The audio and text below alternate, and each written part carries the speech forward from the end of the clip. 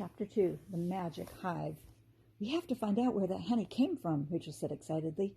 "Yes," Kirsty agreed. Mom, can we stay here for a little bit longer, please?" "As long as it's okay with Mrs. Mary," Kirsty's mom replied. Mrs. Mary beamed. "Of course they can stay," she said kindly. Mr. and Mrs. Tate decided to continue on their walk. "Make sure you come back to the Dolphin Cottage by lunchtime," Kirsty's mom said, "and be careful." "We will," Kirsty promised. "Come along then, girls," Mrs. Mary said as she set off across the smooth green lawn. Rachel and Kirsty followed her to some old and twisted apple trees. 6 wooden hives stood underneath. Kirsty stared at the rows of hives. "Which one did the honey that we tasted come from?" she asked. Mrs. Mary looked pleased. "Did you enjoy it? The honey from that hive tastes especially good at the moment." Rachel and Kirsty grinned at each other. "I think we know why," Rachel whispered to Kirsty. "Yeah," Kirsty agreed. "It could be fairy honey." "That's the one," Mrs. Mary said proudly, pointing to the way back of the yard. One hive stood there all alone beneath the tallest apple tree. As they walked toward the hive, the girls could hear a sleepy buzzing sound.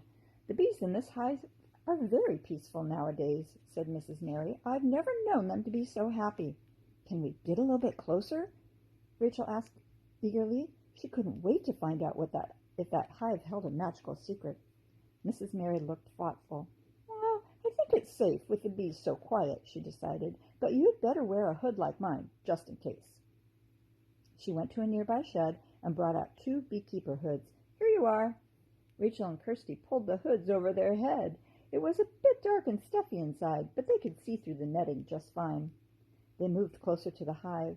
The soft buzzing sounded almost like music.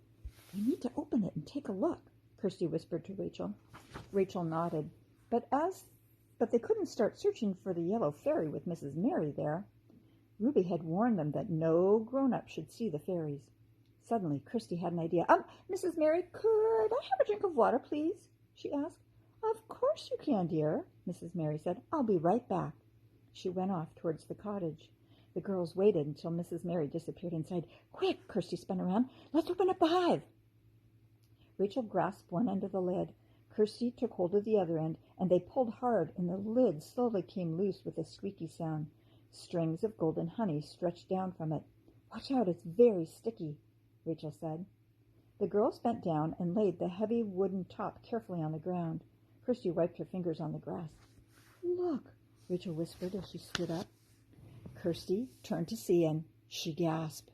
A shower of sparkling gold dust shot up out of the hive. It hung in a soft cloud, shimmering and dancing in the sunlight. Fairy dust! Rachel leaned over and peered down into the hive. A tiny girl was sitting cross-legged on a piece of honeycomb in the middle of a golden sea of honey. A bee lay with its head on her lap while she combed its silky hair. Several other bees were waiting their turn, buzzing gently. "Oh, Kirsty," Rachel whispered, "we found another rainbow fairy." The next chapter is called Bee Friends.